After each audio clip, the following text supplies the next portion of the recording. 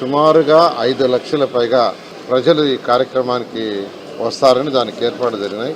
ఈ నేపథ్యంలో అన్నిటికంటే ముఖ్యమైనది ఇంకా అమరావతి క్యాపిటల్ సిటీని నేషనల్ హైవే కలిపే ఈ 13 రోడ్డు కానీ, ఈ 15 రోడ్డు కానీ, ఈ 11 రోడ్డు కానీ, సీడాక్స్ రోడ్డు కానీ ఇంకా ఆ యొక్క వర్క్ కానందువల్ల ఇన్ని లక్షల మంది వచ్చేటప్పుడు జాగ్రత్తగా ప్రణాళిక చేయాలని పోలీస్ డిపార్ట్మెంట్ వాళ్ళు గత 4 డేస్లో అనేక రోడ్లను పరిశీలించారు.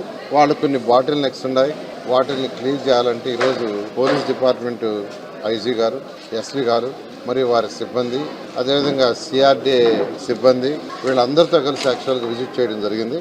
మొత్తం 11 ప్లేసుల్లో పార్కింగ్ ప్లేస్ ఉంటాయి. వెన్యూకి రావడానికి 8 రోడ్లు ఉన్నాయి. అంటే మంగళగిరి నుంచి వచ్చే 2 రోడ్లు ఉన్నాయి, తాడేపల్లి నుంచి వచ్చేది 1 రోడ్డు ఉంది, వెస్ట్ బైపాస్ కూడా యాక్చువల్గా వెస్ట్ బైపాస్లో కూడా వచ్చి ఈ యొక్క వెన్యూకి వచ్చేదానికి ఏర్పాట్లు చేశాం.